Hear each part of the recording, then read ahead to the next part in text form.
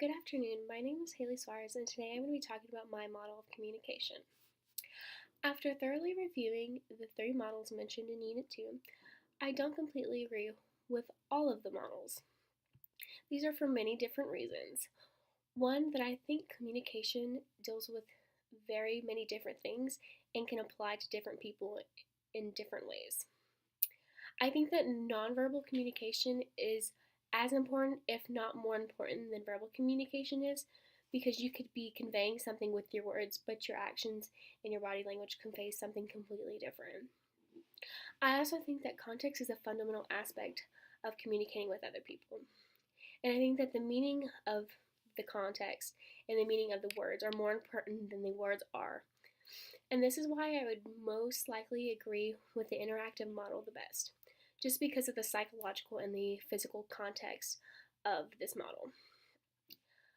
Speaking of the other models, I can agree with the transmission model because the way it's described, it seems as if it's a one-way street of the sender encoding and the receiver decoding, which wouldn't include the nonverbal part of the communication, which is enormous and plays a huge role in how to effectively communicate.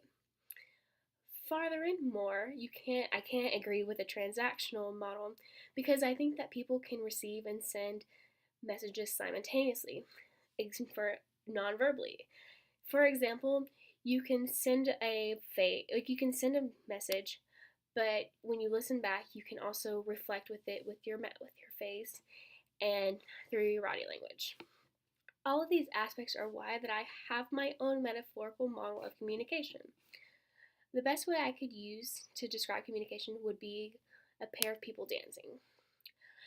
The music would be the context or the environment of the dancers. So in dancing, you have your music, which convey what type of dance is going to be performed.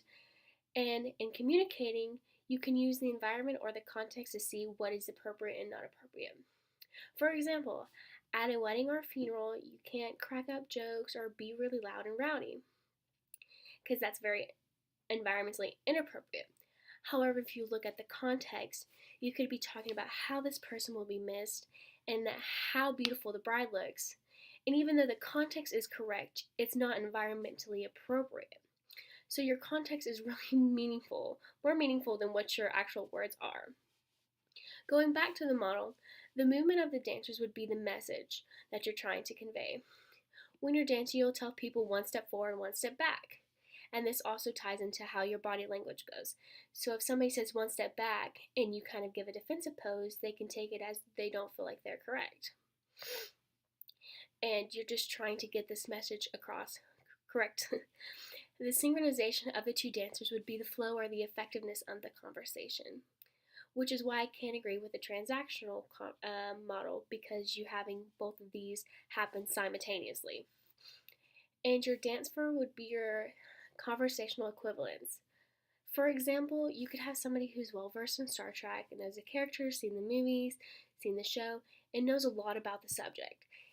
And having them talk to somebody who's never heard of it, never seen it, it'd be very hard to try to effectively communicate between the two because they're not on the same page with the person, which makes it very, very, very difficult to communicate. So to conclude, the central message of my speech is that I don't necessarily agree with all the concepts behind the discussed models in Unit 2. However, I do really like the transactional model. I came up with this model to do how I would best describe communication and how it works. Therefore, next time you're communicating, think of it as a dance.